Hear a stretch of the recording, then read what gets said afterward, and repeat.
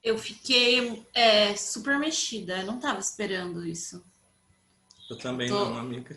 eu não tava esperando. Baseado em neuras reais. Hello Brasil, hello Neuróticas! Começa mais um baseado em neuras reais. E mais uma vez, enaltecer a nossa vinheta maravilhosa que foi produzida pelos também maravilhosos da CIG Audio Pro. E vamos para mais uma neurinha, que como eu disse antes da gente começar a gravar, força na peruca, porque essa é de descabelar. Porque sim, é uma neura que só da gente desbravar e refletir sobre ela, a gente já está inserido nela, porque hoje vamos falar de autoestima. Eu sou Gabriel Lujan e comigo estão as maravilhosas e eloquentes Mariana Monte Olá, lindos e lindas. e Giovana Gabriel. Oi, oi, oi. E aí, Mari, autoestima, de onde nós partimos? Ai, partimos de um buraco difícil. E aí a autoestima, ela está ligada à avaliação do indivíduo por ele mesmo. A maneira como ele se sente diante dos seus feitos e seus relacionamentos. É essa satisfação do indivíduo como um todo, sabe? Ela está associada aos aspectos avaliativos que o sujeito elabora a seu respeito, baseado nas suas capacidades e desempenho. Ou seja, o indivíduo avalia levando em consideração suas habilidades e noção de si. Tem mais conceitos, né? Porque eu li também que muitos autores eles não concordam muito entre si, mas acho que essa é uma definição que vai caminhar bem legal para o que a gente tem para falar hoje. Daí acho que partindo dos nossos lugares, das nossas vivências, acho que a gente pode falar um pouquinho de como a gente se relaciona com esse tema. Eu acho que, sim, pela minha vida adulta, eu acho que eu tive dois momentos, assim. Eu acho que é muito difícil ser adolescente. Eu acho que todo mundo passa por um período muito difícil de se entender no mundo, né? Dessa transição de infância para a vida adulta. Eu acho isso muito difícil. E desde a adolescência eu tinha uma relação um pouco complicada comigo mesma. Diferentes aspectos, por exemplo, físico, eu tinha problemas, questões, minha questão de aparência. Eu tive muita espinha, né? Até hoje eu tenho, se eu fico um pouco mais nervosa, eu tenho as cicatrizes de espinha, então eu tinha muita espinha. Meu cabelo não era liso, era todo rebelde, assim, ele fazia uns redemoinhos na testa que eu tinha pavor, tinha um problema. Eu era muito pequenininha, né? Então eu parecia mais nova do que eu era. Então, assim, se hoje eu já pareço mais nova, né? Só pela voz, assim, eu tenho a voz mais fina também. Imagina com 15 anos. Eu parecia uma criança ainda. Então, eu era tratada dessa forma pelos outros e isso me machucava muito. Demorou muito tempo para eu ir numa festinha e não me pedirem o RG. E sempre pediam só para mim. E isso era uma coisa, nossa, eu chorava quando acontecia isso comigo. Eu acho que a gente teve a sorte de não passar por esse período com as redes sociais, que eu acho que isso hoje deve ser mais difícil ainda. É por isso até que existe um estudo que aumentou até os casos de suicídio entre jovens depois das redes sociais, entre adolescentes. E eu acho que isso é muito grave e é real. Eu acho que essa validação do outro é muito mais instantânea, né? É por meio dos likes, né? Então, eu acho que apesar de tudo, foi positivo passar por esse período, enquanto não ainda a internet e as redes sociais ainda não estavam em alta. E depois também tinha a relação com a questão profissional, com as minhas habilidades, talentos. Nossa, para escolher um curso para fazer, para saber o que eu queria fazer na vida foi muito difícil porque eu não me sentia boa em nada, sabe? Eu não sou boa, eu não sei fazer nada direito, eu não tenho um talento específico e tal. Eu tenho gostos, mas eu não me vejo trabalhando profissionalmente com isso. E aí foi muito difícil me ver assim como uma pessoa que capaz de ter uma carreira, capaz de ter uma profissão, capaz de ser, entre aspas, bem-sucedida. Demorou muito para eu me ver para eu enxergar essas minhas qualidades e os meus talentos. E aí, depois de um período, passando por isso e me escondendo bastante dessas questões, de não querer, porque era muito doloroso enfrentar isso, né? É muito doloroso a gente olhar para dentro e resolver essas questões. Aí, quando não teve mais jeito e deu uma virada na minha vida e eu olhei para tudo isso, muitas coisas se resolveram, muitas coisas eu consegui abrir o olho e perceber. Outras eu percebi que eu teria que lutar mesmo, por exemplo, até hoje eu tenho que provar que, apesar de parecer muito novinha, eu sou capaz de fazer as coisas. É um pouco cansativo, mas tem coisa que a gente tem que lutar mesmo. E outras coisas ficaram mais fáceis, né? Eu estou dentro de um padrão de beleza, então eu não vou ser hipócrita de dizer que não é mais fácil. Então me aceitar a minha aparência física foi muito mais fácil do que aceitar e resolver as minhas questões profissionais e de qualidade, de defeito, enquanto pessoa mesmo, né? Eu tive uma infância em que eu recebi muitos reforços positivos. Já foi um período difícil com isso, tendo essa estrutura. Também imagino como não deve ser difícil você desconstruir coisas que foram construídas pelos seus próprios pais, né? Eu conheço alguns exemplos e eu acho isso muito triste. Mas então, nossa, já falei demais. Eu acho que não saí de lugar nenhum, não fui para outro lugar nenhum, mas vamos continuar conversando. Bom, vou falar um pouquinho de mim. E assim, eu tô falando aqui com vocês e eu tô bem mexido, mas eu vou tentar falar um pouquinho das coisas que vieram para mim, do meu lugar. Com a minha condição de homem gay, que me assumi aos 25 anos, que se assumir é uma coisa, mas realmente é um processo. Depois que você realmente sai do armário para você, também não é assim, tá tudo tranquilo, né? Mas, de fato, antes disso, para coisas antes disso, eu não sei o quanto eu olhei para isso, o quanto eu minimizei traumas, assim, porque eu acho que a gente faz isso para conseguir sobreviver, todo mundo no geral, assim, né? Eu acho que nós gays, assim, principalmente nessa fase da infância e da adolescência que a Gi trouxe, nós acho que passamos por um estresse muito alto, assim.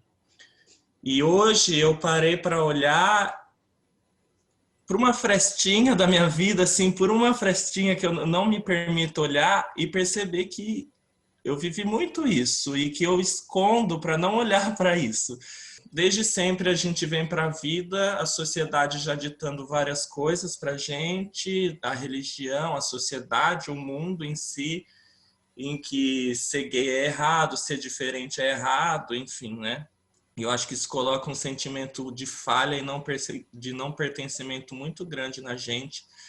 E na infância e na adolescência, eu sinto que eu, assim como acho que a grande maioria das pessoas homossexuais, passam por um estresse altíssimo, mas tão alto, porque a todo tempo você está em uma situação de se provar e de se afirmar alguém que você não é. Hoje eu olho para trás e eu vejo que eu me esforçava demais para ser alguém que eu não era mesmo, assim, para estar na galera, para ser minimamente aceito pelos meninos, medo de você ser livre, para você ser quem você é, porque você vai ser julgado, você vai sofrer. E isso dentro da gente é uma cobrança, e mesmo depois, adolescente, na fase adulta, em que você tem essa pressão de tem que ficar com meninas, sabe? Você vai colocando camadas e jogando pá de areia, uma pá de terra, pá de terra, pá de terra, pá de terra. E é muito sofrido, gente, é muito sofrido. E não tem como não falar que isso vai direto na sua autoestima, porque você tá negando quem você é, né? E eu sinto que a gente carrega isso mesmo depois que você se assume e que você se liberta de algumas coisas. Eu tive a sorte de ter encontrado o teatro na minha vida. E pelo teatro, eu ter tido reconhecimento de pares, né? Porque é muito importante você, na vida, você conseguir olhar e você ver uma possibilidade. Ah, eu sou assim também, eu posso ser um pouco assim também, isso sou eu. E eu tive a sorte de me assumir e me descobrir e ter a consciência sobre a minha sexualidade e quem eu sou dentro de um ambiente de liberdade também. Porque, assim, a comunidade gay também tem muitas questões que refletem esses traumas na própria comunidade. Então, também tem uma hipersexualização do homem gay, de corpos, enfim. Que eu tive a sorte de encontrar pessoas e um ambiente no teatro que não tinha essa coisa dos padrões, que tudo é potência, a sua individualidade, a sua diferença é potência, tudo é válido, você é lindo da forma como você é, o erro é bonito, o ridículo é bonito. Que maravilha que foi eu ter me assumido, eu ter saído do armário, que delícia que é olhar e eu poder ser quem eu sou, eu ser livre e poder me expressar da forma que eu me expresso, falar do jeito que eu quero, me vestir do jeito que eu quero me vestir, ser quem eu sou. E é bonito isso falar, mas hoje eu olhei para trás e eu vi que também não é só beleza, entendeu? Não é só isso, sair do armário tá incrível, tá tudo lindo, e que eu carrego muitas coisas. Estou confuso, estou emocionado e vou tentar falar um pouquinho desse lugar hoje. Falando um pouco de mim, assim, eu cresci num ambiente muito bom em alguns sentidos e em outros muito ruim. Meu pai era muito autoritário, então ele me cobrava muito. Eu lembro que uma vez eu tirei 4 numa prova de geografia e eu escutei aquilo tanto tempo, eu nunca mais esqueci, sabe? E aí eu lembro que se eu chegasse com uma nota 9, eu era ridicularizada também. Eu trago isso comigo até hoje, assim, porque eu me cobro muito. E na faculdade eu me cobrei, assim, porque eu era bolsista ProUni, né? Então eu tinha que... Mas assim, a média não estava bom para mim, eu queria sempre mais. E quando eu tinha mais, eu não mirava no 9,7, eu mirava no 0,3 que eu não tive, sabe? Então eu sou muito exigente comigo mesma. Na escola, eu era pequena e a família da minha mãe cresce depois. Então eu fui crescer mesmo depois dos 17, 18 anos. Naquela época, os meus dentes, eles são grandes, né? Mas um corpo pequeno, então eu fui muito chamada de dentuça, de branquela, de esquisita, né? E aquilo me fazia mal, mas eu não conseguia dimensionar. Só que quando meus pais se separaram, a minha mãe pedia para eu olhar o meu irmão. E ela tinha uma lógica assim, ó, se você é boa para olhar do seu irmão, você é boa para se divertir com seus amigos. Então eu comecei a sair muito cedo.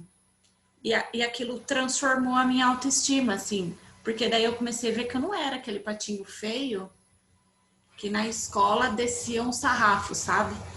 Então isso me transformou de alguma forma.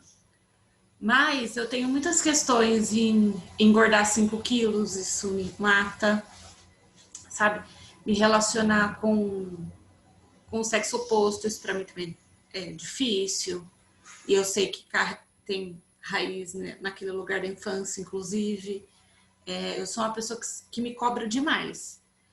Hoje eu me relaciono bem, acho que nesse momento da vida minha autoestima tá boa. Mas é um processo muito sofrido, porque eu tenho muita cobrança. E daí, quando eu me cobro muito, eu não sou suficiente. Então, nunca nada tá bom. E isso é muito cruel, porque eu conquisto coisas legais, mas eu as desqualifico sempre que posso. Então, é punk. Eu também evitei pensar sobre esse assunto. Eu acho que um pouco do que a gente falou traz essa questão do ambiente, né? Do como a nossa relação com nós mesmos é influenciado pelo outro e pelo ambiente em que a gente está. Principalmente o relato do Gabi traz isso, do estigma, né, social, como isso interfere, influencia na relação do indivíduo com ele mesmo. Então, a homofobia é tão forte e é tão condenada que o fato desse estigma social ser tão forte influencia muito na aceitação do indivíduo, no amor próprio, no autocuidado, na autoaceitação. porque a gente cresce aprendendo que isso é errado, que isso é condenável. Então, quando você olha para si e fala assim, mas eu sou assim, então eu sou errado, eu sou condenável, como é difícil desconstruir, como deve ser, né? Eu tô falando de um lugar só apenas de observador, mas como isso deve ser muito mais difícil, muito mais pesado, porque essa construção social está dizendo uma coisa e eu estou olhando isso em mim mesmo e como mudar, como desconstruir isso, né? E isso passa por várias outras também. A própria gordofobia, né?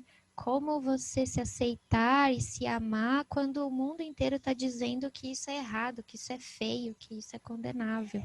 O racismo, como você se empoderar e se ver como um indivíduo merecedor de cuidado, de respeito, de carinho, quando o mundo inteiro está dizendo que você é inferior, que você é desqualificado, que você não merece.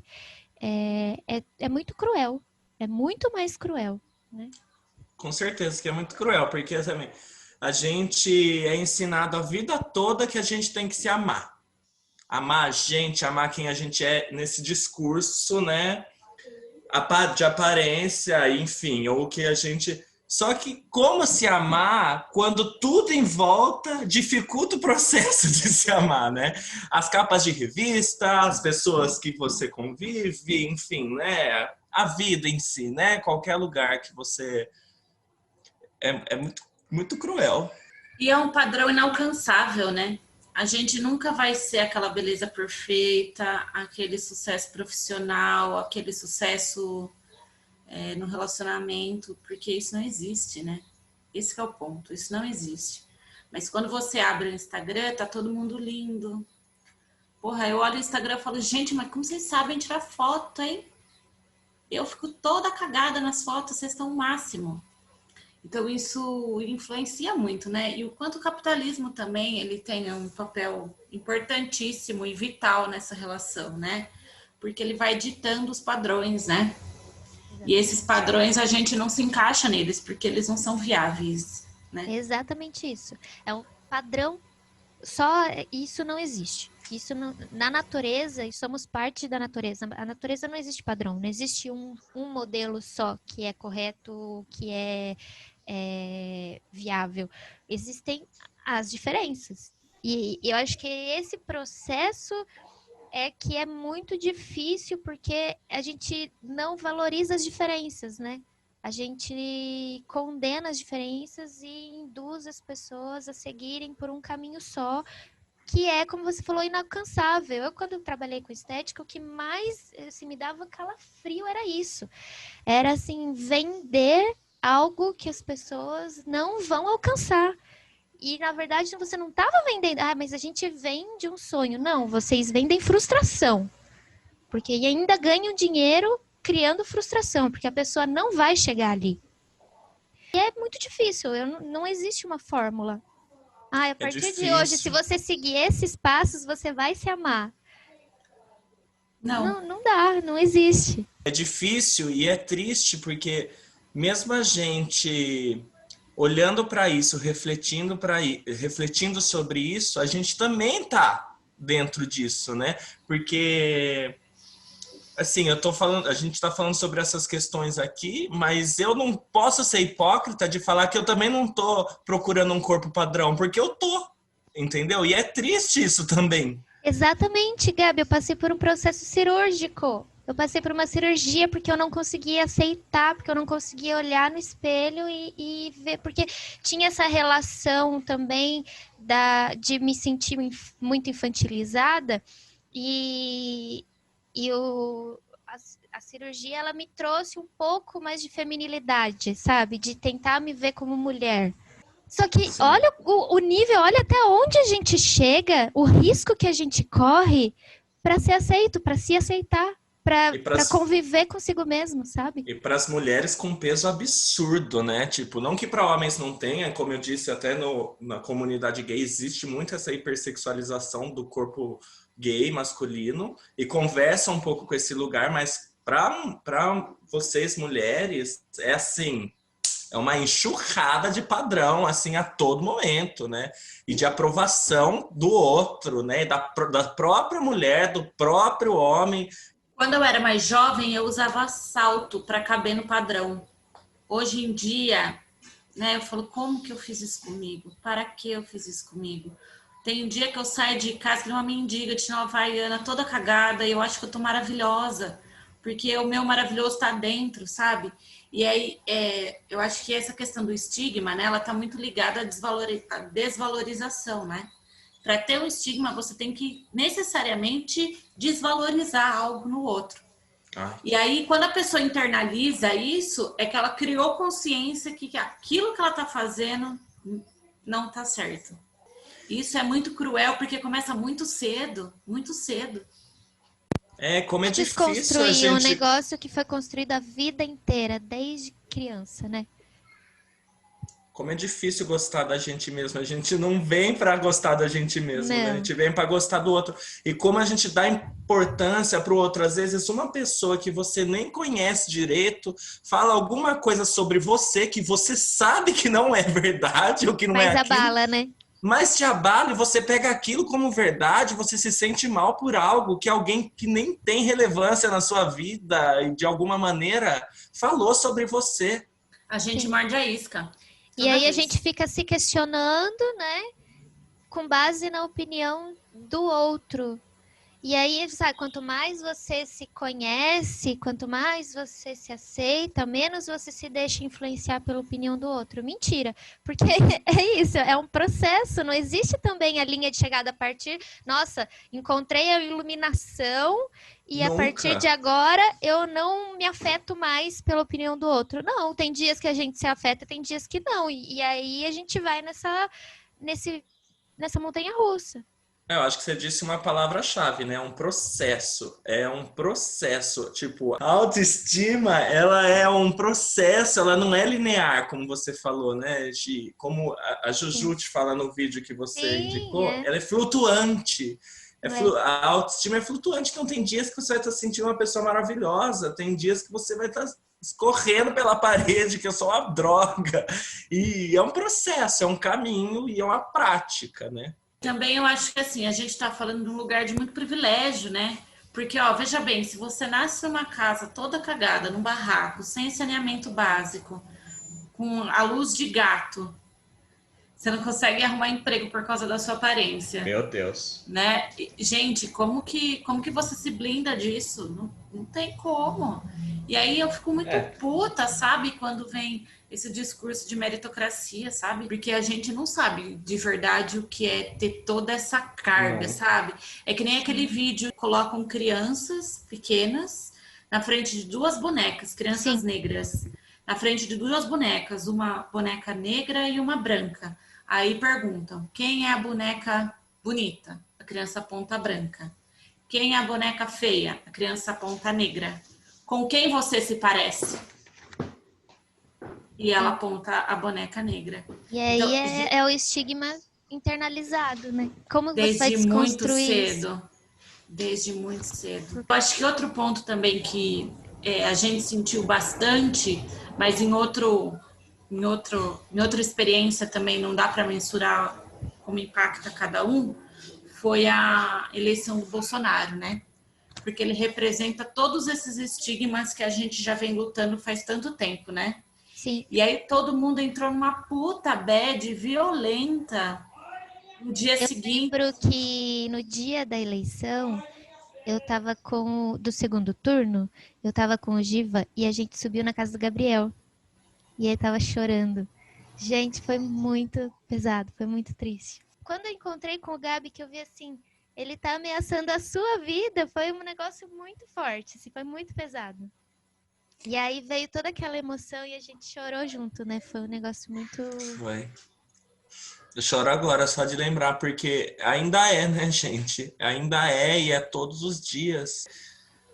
É um discurso que condena existências, né? E, meu Deus.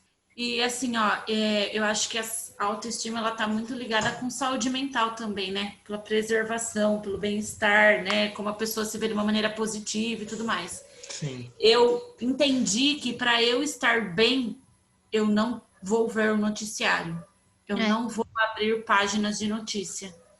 Eu escuto alguns podcasts específicos durante pouco tempo para eu me manter informada, mas sem emoção, sabe? Sem estar acalorado o negócio, porque eu sei que afeta a minha autoestima e como eu me relaciono com o mundo.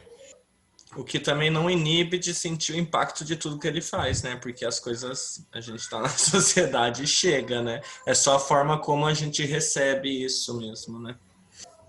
Mas então, partindo desse lugar em que a gente exemplificou, de privilégios e de tudo que a gente falou, a gente vai puxar alguns ganchos de coisas que mexem com a autoestima e que influenciam a nossa autoestima e comentar a nossa relação com esses pontos.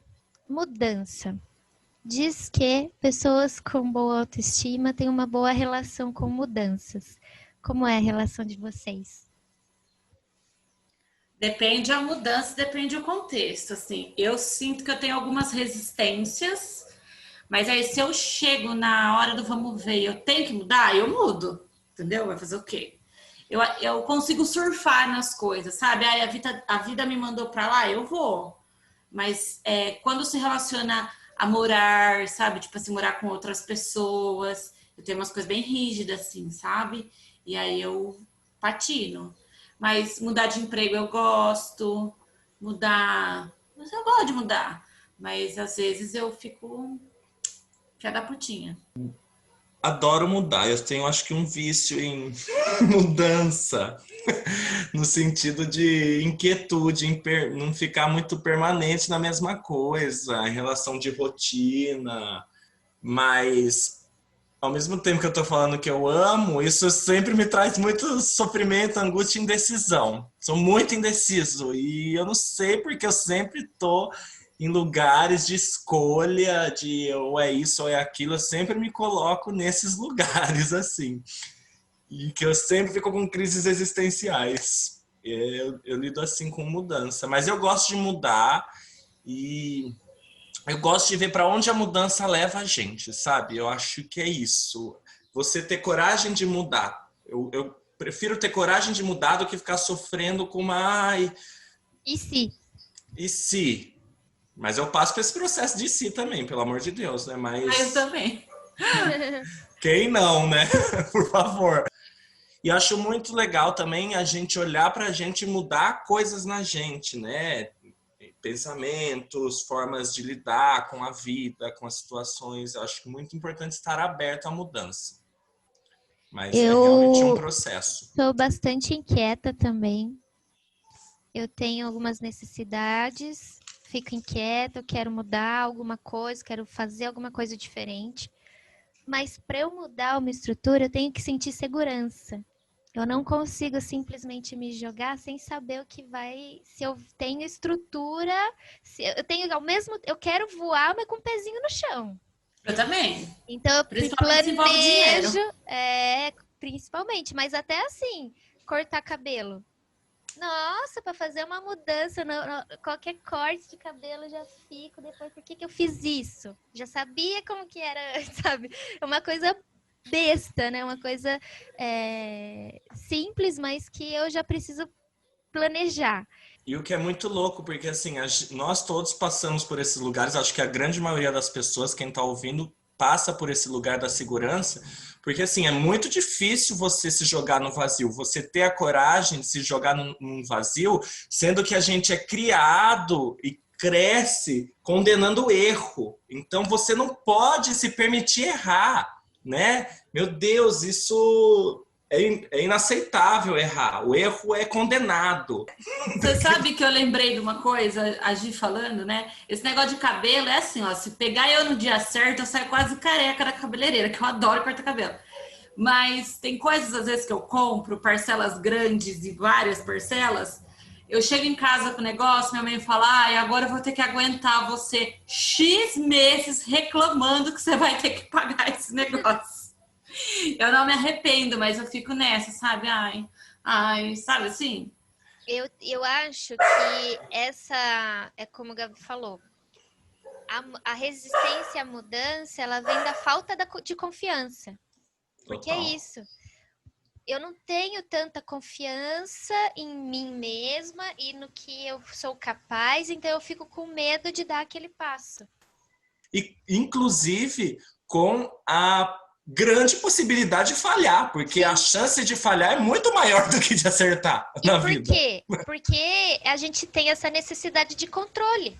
Por essa falta de confiança e a falta de abertura para o erro e para a falha, a gente quer controlar. A gente também está numa estrutura de sociedade que sempre está medindo capacidade, sempre está comparando lugares, né? Aquele tal de chegar lá, da crise dos 30 que a gente falou, também está nesse bolo aqui de autoestima. E também, em relação à mudança e à autoestima, quanto a gente também, às vezes, se prende de mudar pela necessidade de agradar o outro, né? Isso está muito ligado com a autoestima também, porque a gente supervaloriza o outro e desvaloriza a gente mesmo, os nossos desejos, e inclusive os nossos medos, enfim, né? Qual é a relação de vocês com os seus pontos fracos ou defeitos, coisas que não são tão bacanas? Como vocês se relacionam com isso? Eu desço Jesus Cristo da cruz e subo eu. Prego, faço tudo sozinha. Sou ótima nisso. Se precisar crucificar alguém, é só me chamar, porque, eu sou craque. Eu tenho muita dificuldade. É muito difícil aceitar, sabe? Eu fico me martirizando muito. Quando eu cometo um erro, quando eu falo algo que eu acho que não seria tão legal, quando... nossa, eu me sinto uma merda, o cocô do cavalo do bandido. Eu me sinto a pior pessoa do mundo, eu me coloco lá embaixo, que é o que o Gabi falou, assim, da gente não lidar bem com os erros, né? Com as falhas. E achar que eu tenho que estar certo o tempo todo, que eu tenho que fazer a coisa certa. Só que a gente aprende com os nossos erros também, com os nossos pontos fracos. E entender, nossa, é muito difícil abraçar isso, sabe? Abraçar os meus erros, entender que eu fiz o melhor que eu pude naquele momento. Eu me martirizo muito. Nossa, coloco aquilo como se fosse a pior coisa do mundo. E nem sempre né? Aquele meu ponto fraco, aquele meu defeito, às vezes é um traço que precisa ser trabalhado e que tá tudo bem. E eu tenho ainda uma questão que, assim, eu consigo super compreender quando o outro faz, né? E eu acho ok, aconteceu. Agora, quando sou eu... Nossa, é o fim do mundo, né? Eu também tenho isso. Eu sou super compreensiva com o outro. Sou muito... Nossa, eu perdoo, daqui a pouco eu esqueço. Comigo, quando sou eu comigo mesma, nossa, é terrível. Por quê, né? Eu sofro muito, sofro demais. Nossa! Bom, vocês me conhecem, não me permito errar.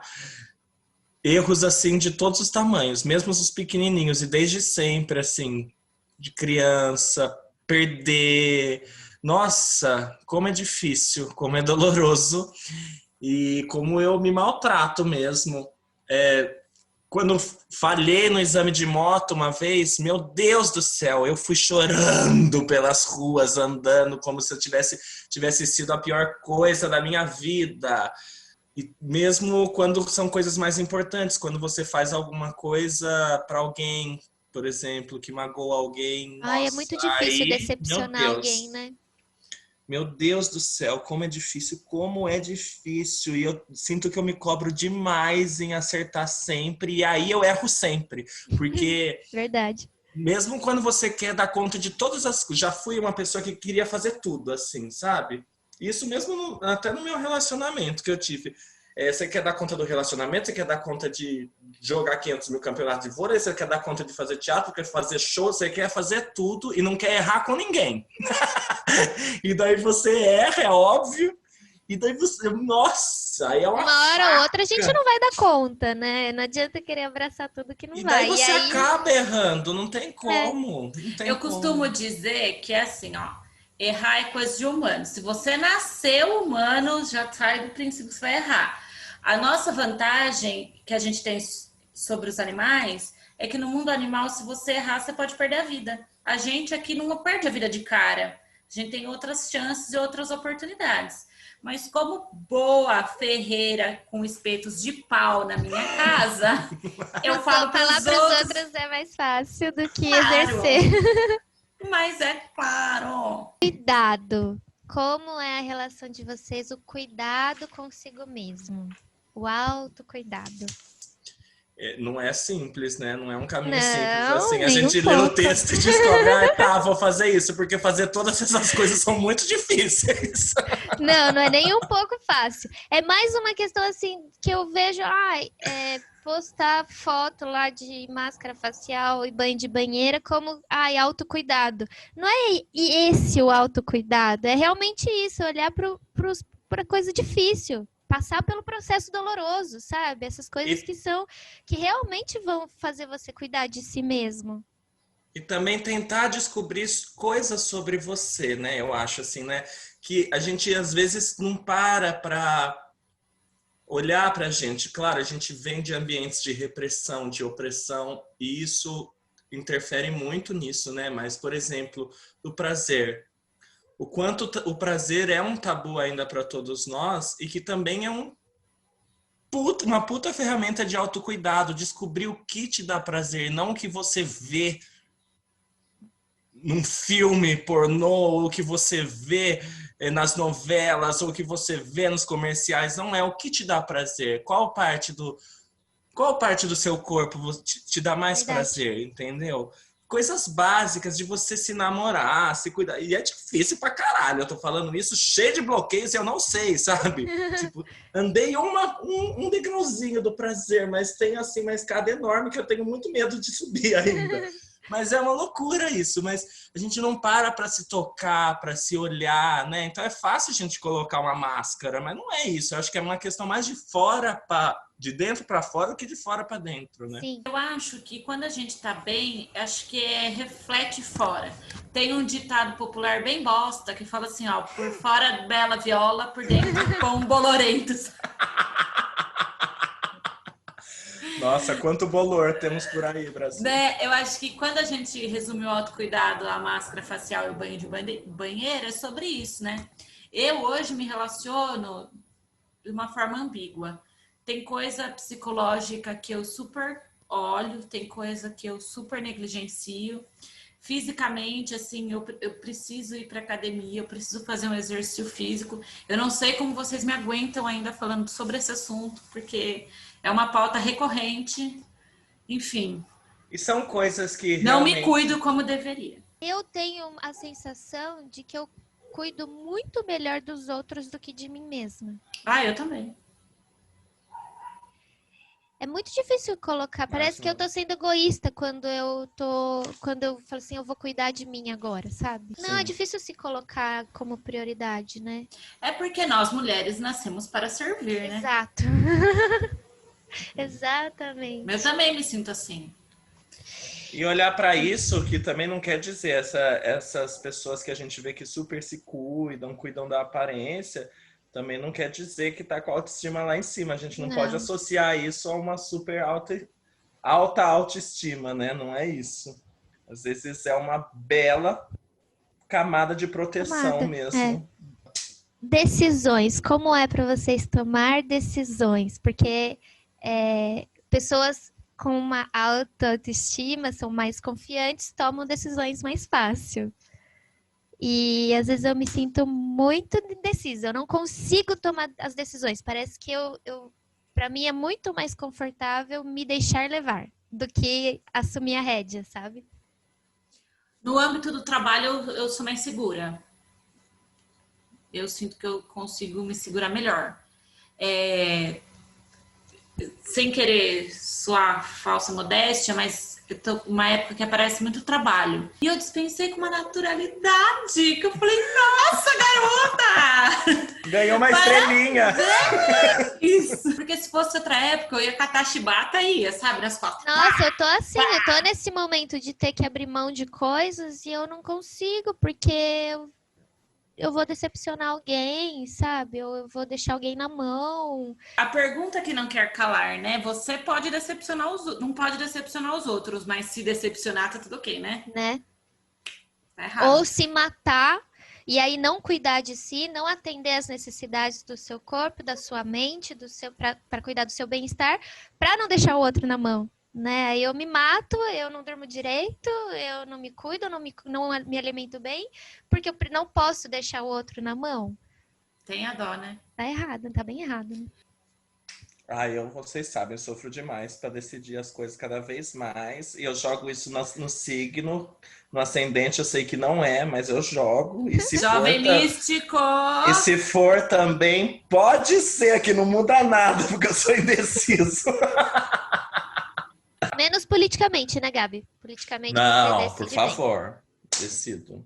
Fique claro. E também fazer um adendo que também não são regras, né? Não é porque a pessoa é super decidida que ela tá com a autoestima lá em cima. Pessoas com autoestima elevada tendem a ser mais decididas, saber mais o que querem, porque, né, olham mais para você, para si próprio. Porque se conhecem melhor. Talvez, provavelmente. Teorias e ganchos só pra gente poder trocar ideia. A relação agora entre, como a Mari falou, da modéstia, vamos trazer. A relação entre modéstia e arrogância, assim. A pessoa É um com a caminho autoestima tênue. elevada, tipo Suzana Vieira, ela Não tenho chega, paciência para quem tá começando. entendeu? Eu acho que tem essa arrogância, né? Essa coisa, tipo, de olhar de cima para baixo, de se sentir melhor do que você. Ai, gente, posso jogar honesta? Sim. Eu tenho que olhar pra isso. Eu sou muito arrogante. Principalmente no Trabalho. trabalho. No trabalho. É no trabalho, especificamente. Assim, ó. Eu tô errado, então você vai ter que me provar. Mas assim, sabe o que reforça? Mas é porque que a você maioria das é vezes eu tô isso. certa. É porque você é segura no que você tá Exato. fazendo. Você É. tem segurança naquilo que você tá fazendo. É, Da e aí mesma as pessoas não forma- gostam de mim, né? Claro, porque eu acabo sendo inconveniente. Sabe aquilo que ninguém quer falar porque vai soar Sim. mal? Eu falo. E aí falam que eu sou Da grossa. mesma forma que a pessoa que não tem tanta segurança, no caso eu, acaba sendo modesta demais. E acaba duvidando demais daqui. Poxa, E como é difícil a gente por que receber você um é tão elogio, cruel né? comigo mesmo assim? Porque a gente tem dificuldade de aceitar um elogio, às vezes, simplesmente eu falar, tenho. ai, obrigado. Mas não, você tem que falar, ai, não, sério, eu achei que ficou tão meio assim, não sei. Verdade. E não é para querer confete, é porque é muito difícil, às vezes. E é muito louco, porque eu caminho, passo por esse caminho da Gi também. Às vezes a coisa tá boa, você gosta do que você faz, mas parece que se precisa da aprovação o tempo inteiro, assim. Eu Isso, sou né? eu sou muito criterioso, porque eu quero entregar o melhor sempre, mas não é isso. Eu sempre acho que pode ser melhor, mas eu me maltrato, assim. Qual a relação de vocês com a solidão? Estar sozinho, ficar sozinho. E apego. Eu gosto de ficar sozinho. Acho que tem coisas muito poderosas e produtivas e positivas em você estar com você mesmo.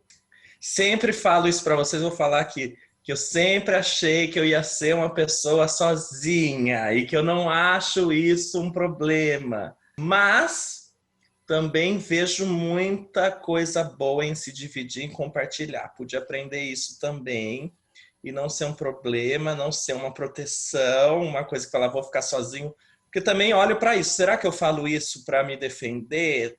Porque eu acho que eu não vou ser aceito de alguma maneira?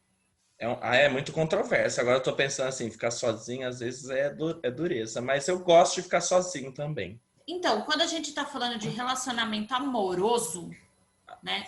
Faz 5 anos que eu não namoro e eu estou ótima. Se tiver, beleza. Se não tiver, também não precisa. Eu tô maravilhosamente bem, assim. Eu gosto da minha companhia. E teve muitos anos da vida que eu não gostava. Não sabia ficar sozinha. Agora eu aprendi e tenho preguiça. E também sou uma uma senhora exigente, não é mesmo? Porque eu falo, nossa, tu cuida tão bem de mim para me confraternizar com esses boy lixo aí. Não, tem coisa que eu não vou me submeter porque eu não mereço, entendeu? Não quero. Mas, assim, eu não me sinto só, eu não sinto solidão. Esse que é o ponto, entendeu? Porque eu tô com meus amigos, porque eu faço as coisas que eu gosto, porque eu tô cercada de gente. Então, para mim, não é uma pauta hoje. Eu gostaria de ter alguém? Eu gostaria. Mas tem que ter um mínimo de alinhamento aí. Se não tiver, Sim.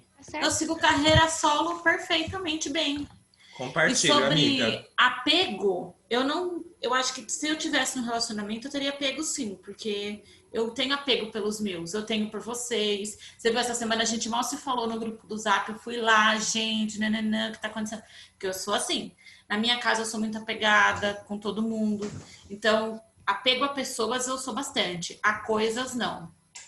Coisas a gente conquista outras, assim, tá tudo bem. Eu também fiquei 4 anos sozinha, solteira, mas eu nunca fiquei sozinha.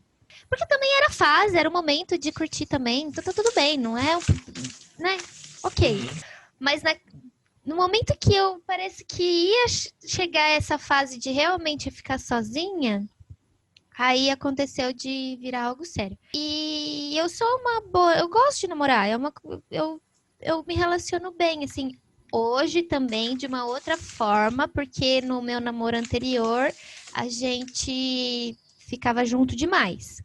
Então hoje eu prezo e eu preservo pela minha individualidade também, e eu adoro ficar sozinha em alguns momentos, mas é isso, eu gosto desse equilíbrio também, de ter os meus momentos, as minhas coisas, os meus amigos, a minha individualidade, mas também poder compartilhar, eu gosto disso. Mas eu sou muito apegada. Nossa, gente, eu me apego, assim, também vou pôr a culpa no signo. Olha que A a gente gente não quer olhar É muito mais fácil a gente falar assim, é porque eu muito sou mais taurina. fácil. Eu tenho Jovem um místico, apego hein? emocional nas minhas coisas. Eu não gosto de pedir nada emprestado porque eu não quero que me peçam coisas minhas emprestadas. Que eu não gosto. E isso vira até piada nos meus locais de trabalho. E é verdade, o João vai lembrar disso. Que eu não gosto de emprestar uma caneta porque é minha. Então eu sou apegada, eu sou um pouco possessiva com as coisas. Eu preciso melhorar isso, eu vou melhorar. Mas eu também, assim, eu assumo, é verdade, eu sou apegada emocionalmente com pessoas e coisas. Eu tenho ciúme do meu namorado, mas eu tenho ciúme dos meus pais, eu tenho ciúme dos meus irmãos, eu tenho ciúme dos meus amigos. Tem mesmo. Ela veio aqui em casa uma vez e falou: por que o Giva tá nessas fotos e eu não? Sendo que foi minha mãe que escolheu o mural de fotos, que colocou, disse que doía aquilo nela, olha só. É verdade. E eu ouvindo vocês falarem, compartilho muito com esse lugar da solidão que Mari falou, porque assim, olhando agora, ouvindo vocês falarem e olhando em perspectiva, assim, minha história, eu tive uns anos, assim, de encontro mesmo, assim, de olhar para mim, sabe? De tirar isso mesmo e ficar sozinho. E foi um processo bonito, assim, no sentido de doloroso, claro, né? Mas foi bonito encontrar e gostar de estar sozinho, sabe? Eu acho que e tudo bem estar sozinho, não é um problema. Você estar sozinho não quer dizer que você não é feliz, não quer dizer isso. Está simplesmente com você. Porque numa relação não tem essa de a gente se completar. Minha filha Nunca. chega cheia. Me transborda! Exato. E aí, nessa relação de apego, eu tenho um pouco de apego, que é contraditório, porque eu disse que eu adoro mudar, mas eu sofro nesse processo de mudança, porque, assim, passei por um momento na vida que eu estava num lugar da minha vida que eu não gostava e que eu não queria estar, e eu falei, eu não vou mais passar por isso na minha vida nunca mais.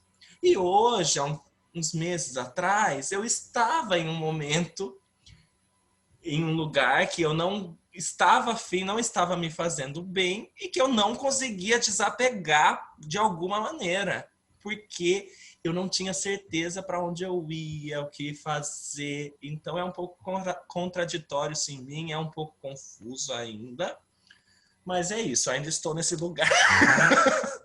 Mas sabe uma coisa também que eu nunca tive, assim? Sabe deixar homem na caixinha?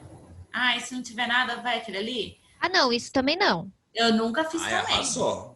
Não Nunca fiz. deixava homem na caixinha. Isso eu tive uma boa relação dessa forma, assim. Se for como você falou, se for pra ser, tem que ser do jeito que eu acredito. Não vai ser só por ser, entendeu? Não vou me relacionar com alguém só pra não ficar sozinha. Porque eu acho que tem, principalmente os homens, porque agora eu tô fazendo uma generalização injusta.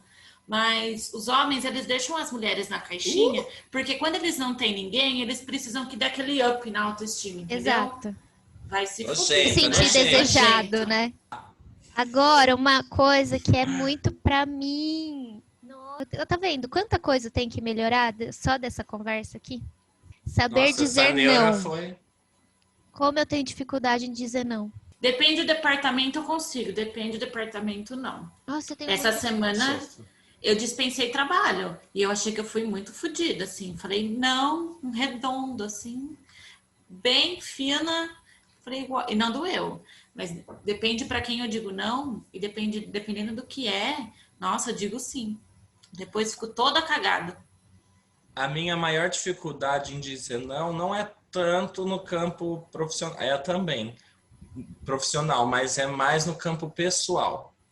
De às vezes você não ter certeza se você quer fazer tal coisa, ou se você concorda com tal coisa, e daí você faz porque eu faço porque eu tenho medo de magoar a Exatamente. pessoa. Meu Deus do céu, e aí eu sofro Exatamente demais.